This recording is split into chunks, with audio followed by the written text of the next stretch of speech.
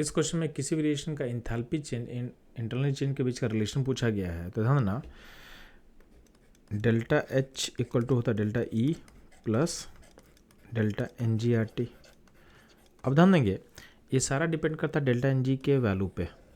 तो delta N जी का value अगर मान लेते हैं 0 होगा तो उस केस में डेल्टा एच और डेल्टा ई क्या होता है, इक्वल होगा। अगर डेल्टा एन जी का वैल्यू अगर पॉजिटिव होगा तो उस केस में डेल्टा एच का जो वैल्यू होगा डेल्टा ई से लार्जर होगा। ठीक, और अगर मान लेते हैं डेल्टा जी का वैल्यू क्या होगा, नेगेटिव होगा, तो उस केस में delta H is less than delta E होगा। तो सारा चीज़ डिपेंड करेगा किसी बच्चों लोग आपके गैसेस मोल के डिफरेंस पे। ठीक, तो आप देखो कि कौन सा ऑप्शन हमारे सॉल्यूशन मैच करेगा।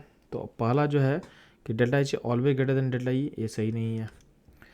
सेकेंड जो स्टेटमेंट दिया हुआ है कि delta H less than delta E only if the number of moles of product is greater than the number of mole of reactant. यानी इस केस में डेल्टा एन जी पॉजिटिव है और डेल्टा एन जी पॉजिटिव वाले केस में delta H का value delta E से बड़ा होता है, तो ये भी स्टेटमेंट क्या होगा, इनकरेक्ट हो जाएगा। Delta H is always less than delta E, ये भी क्या होगा, इनकरेक्ट होगा। जो ऑप्शन डी में लिखा हुआ है delta H is less than delta E only if the number of mole of product is less than number of mole of reactant, यानी इस केस का डेल्टा एन जी क्या है, नेगेटिव है। और नेगेटिव वाले केस में ऑलरेडी हम बता चुके हैं कि डेल्टा एच का वैल्यू डेल्टा ई से छोटा होता है। यानी ऑप्शन जो डी है इस क्वेश्चन का करेक्ट आंसर होगा।